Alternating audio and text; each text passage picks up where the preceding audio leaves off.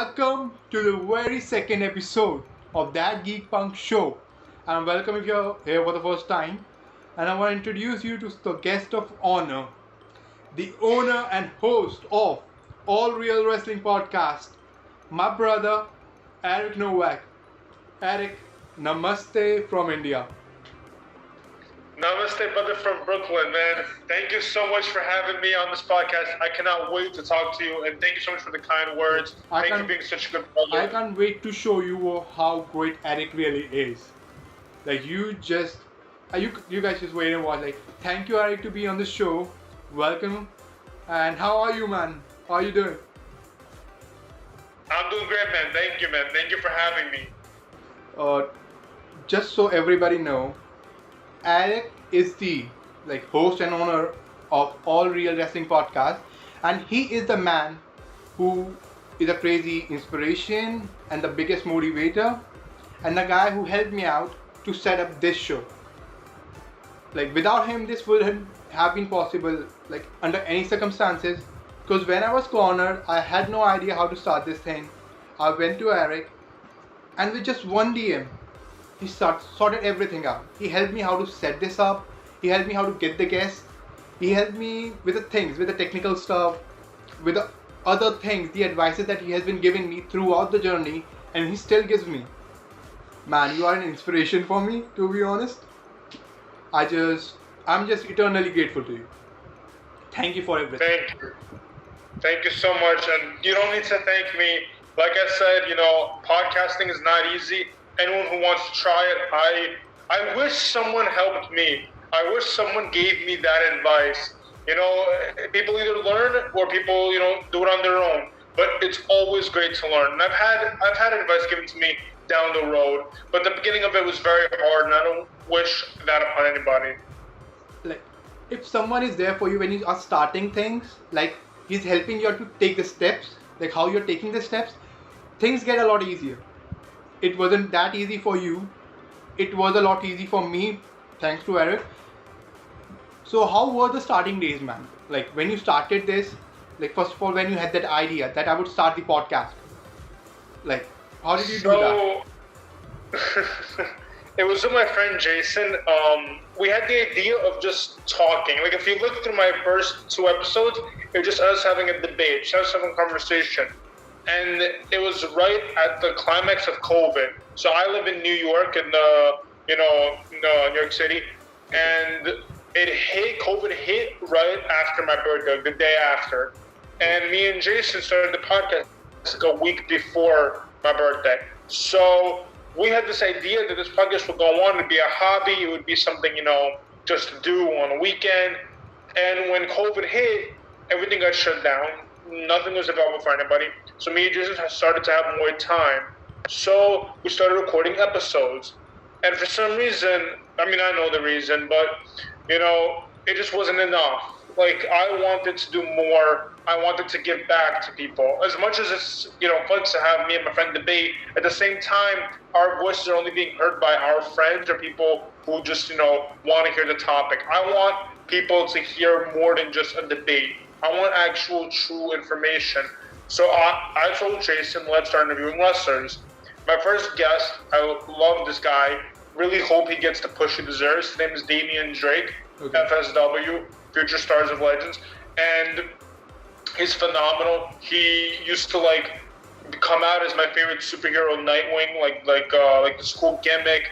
And now he's doing other things, which is a lot cooler. But at the time, it was really cool to see superheroes and wrestling combined. That's what got me into wrestling to begin with. So I interviewed him.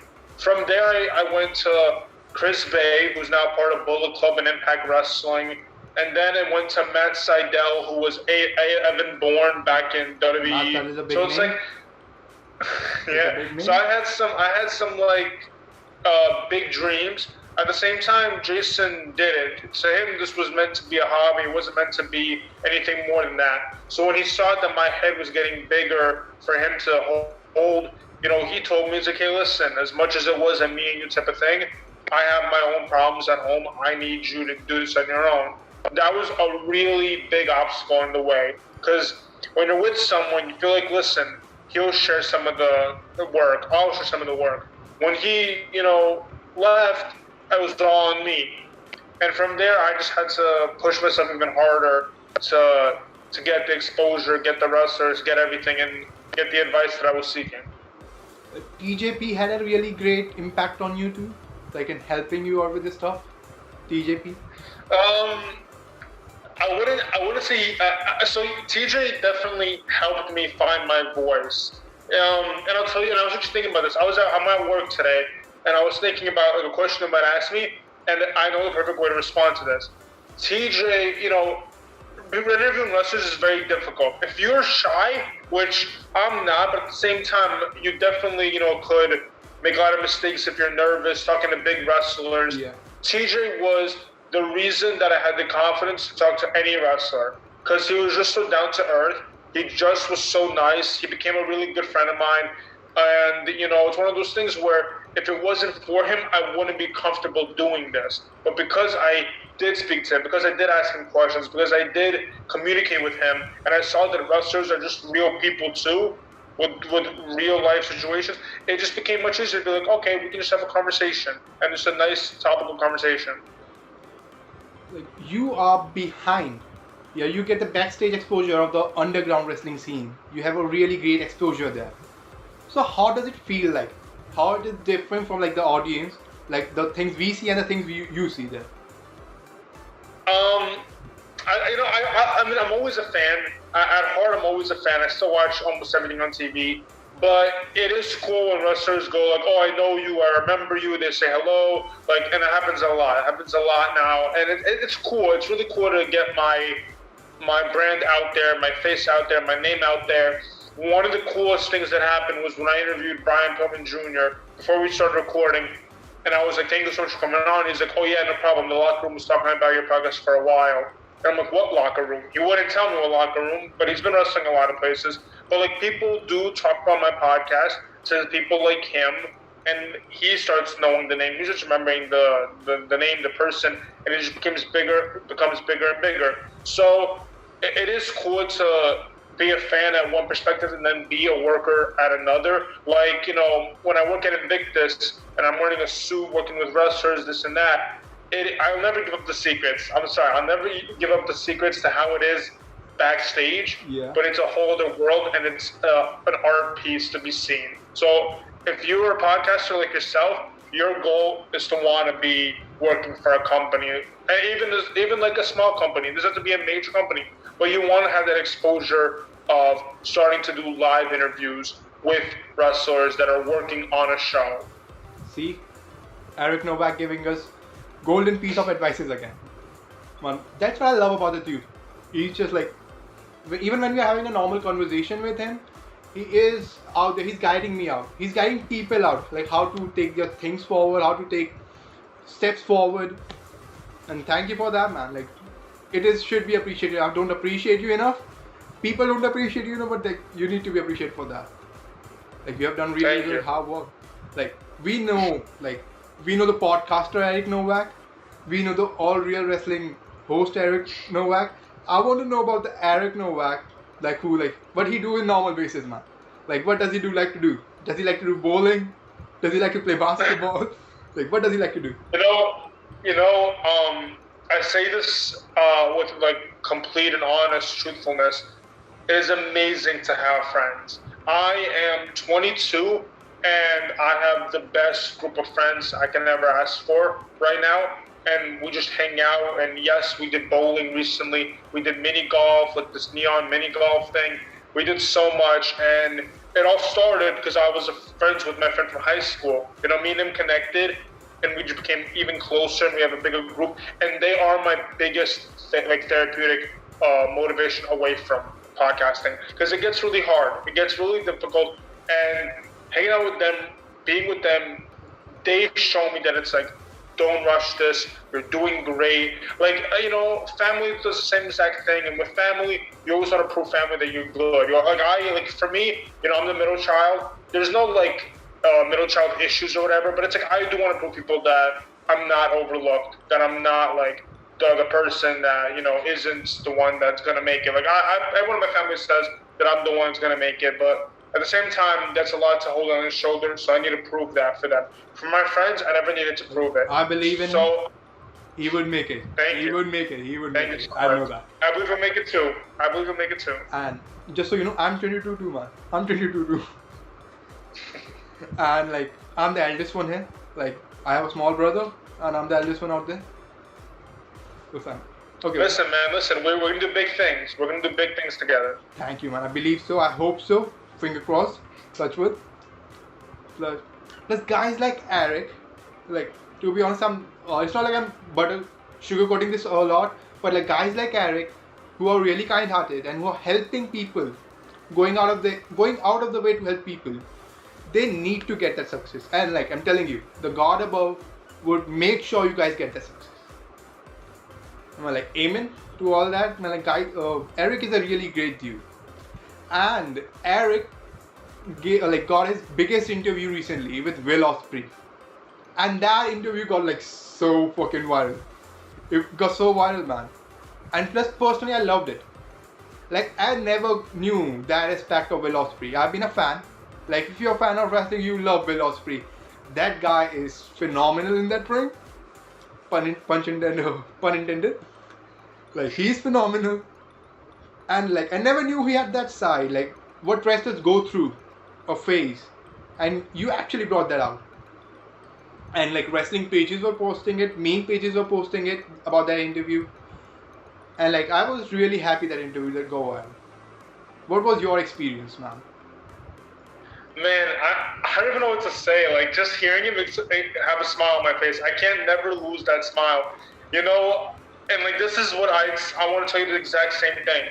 If you have that dream interview, right, which I know you do, don't tell it. I told it to everybody I can see on the street. Don't tell it to me, though. Not on camera, at least. Okay. You have that dream interview, right? For me, I would tell everybody and my mother and their mothers that I want Will Ospreay. That no matter what I do in this career, it has to either end with Will Ospreay. It has to end there. You know what I mean? I have to be so big, so popular to get his attention, to want him to do this.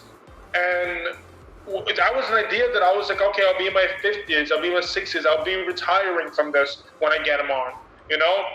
But it became the fact that I saw him at a show, he recognized me. I still have not put up that video. I will, though. I will put up that video. Yeah, but he recognized me. We want to see it. He knew who I was. He was like, I know you. And I'm like, how do you know me? He's like, oh, you know, my friend Alex showed me your interview with her. And you should have checked it out. Alex Windsor, Rev Pro Women's Champion.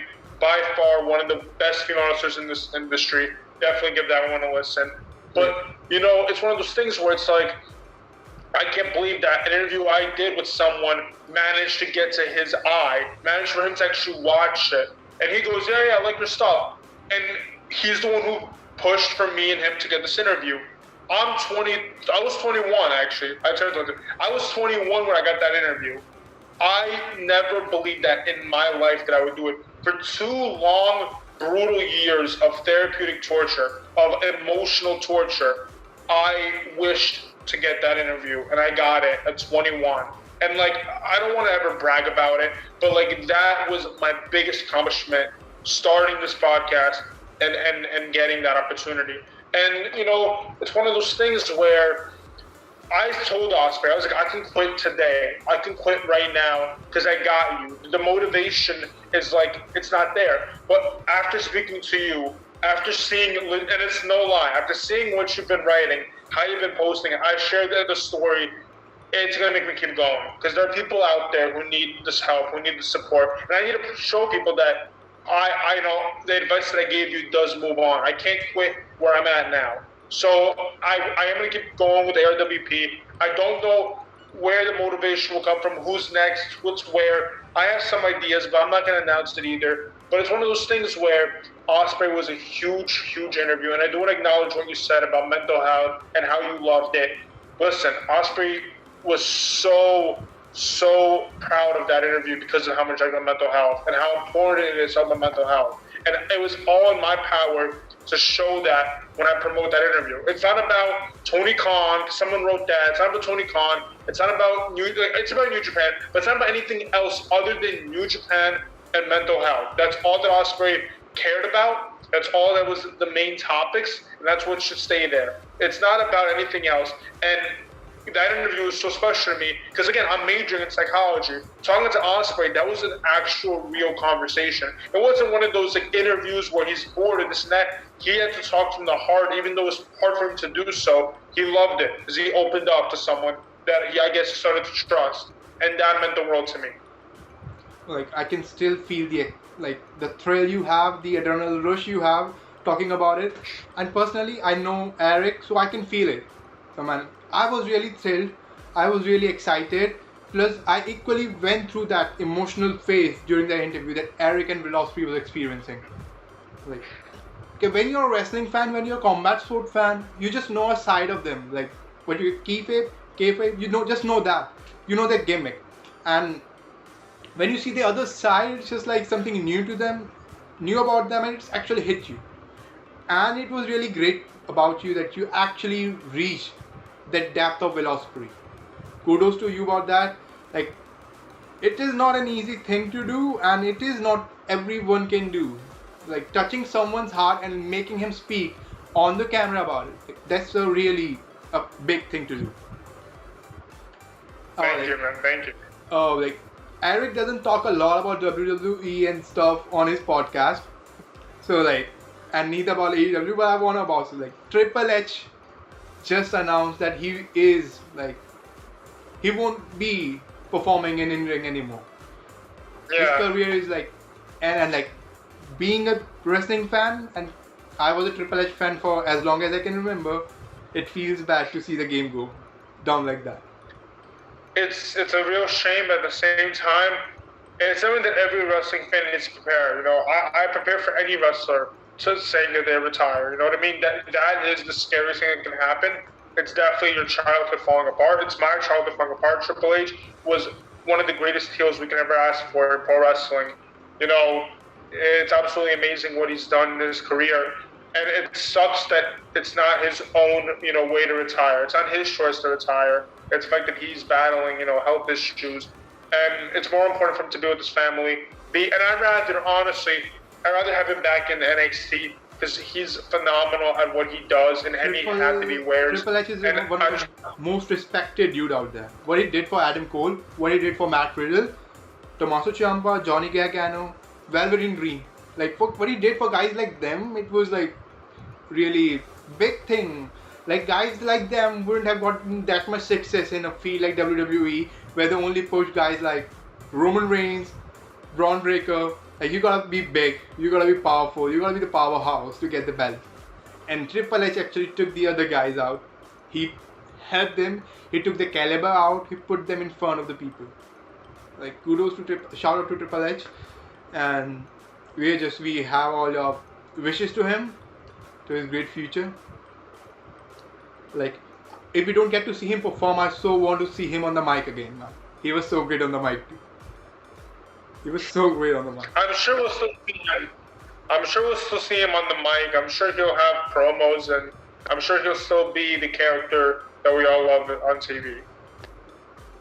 Like, shout out to, like, Eric, I just want to ask, like, when you started all this, like, podcast, like, there were phases when you got down, and like phases when times were good. So how do you keep yourself motivated? Like, to every podcaster out there that should know, like, when time is not good, how you, and no one is there to motivate you, so how you should motivate yourself?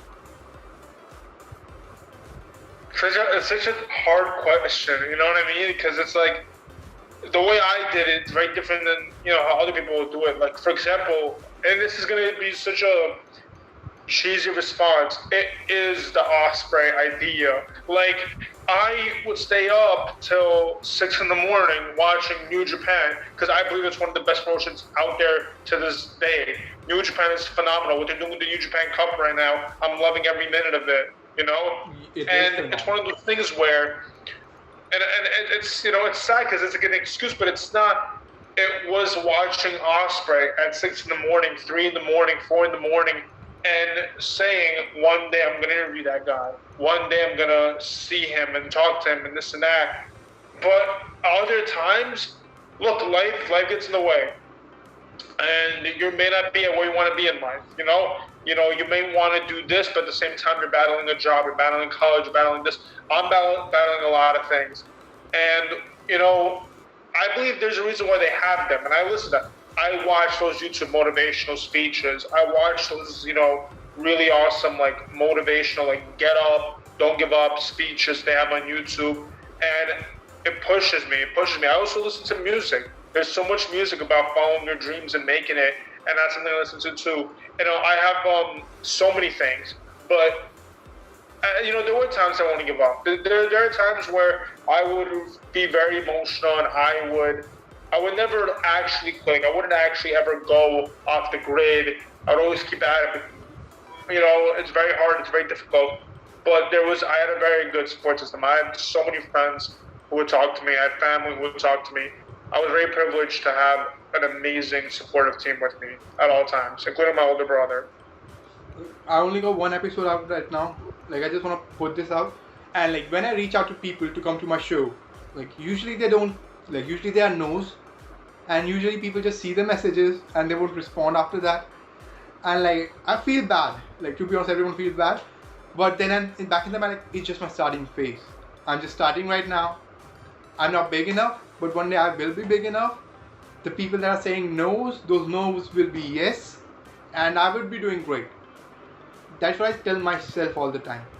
So, when I started this it was like a genre free. I would be having singers, I would be having wrestlers, I would be having fighters from their respective backgrounds. I would be having actors. So, like, many people, like, shout out to Eric, shout out to Matt Perino. Like, Matt is a great dude. Like, I want to talk about him. I want to just tell him, like, Matt was a great dude.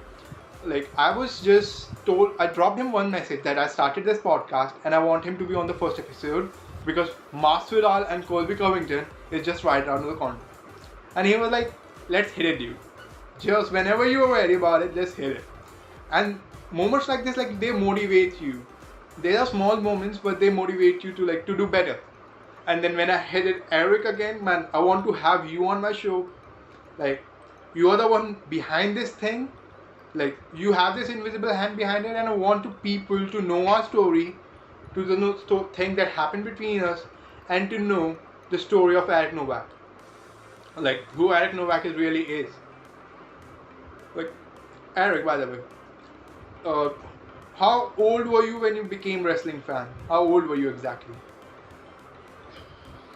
15, 16. I remember I was very late in the game, but I will tell you this: when I was in elementary school, everyone in class talked about wrestling, and I would be the one kid who wouldn't have watched wrestling, but they would all talk about it. So I was a very big outsider from wrestling. And then when I came in 2015, 2016, I was an outsider again because everyone watched Stone Cold, The Rock. So I had to just go all the way back. People say a lot about it, but WWE Network really helped me with that. I don't know what Peacock is doing now, but WWE Network really helped me with that. So I got to watch everything from the beginning to end with Stone Cold, with The Rock, with Kane, with everything.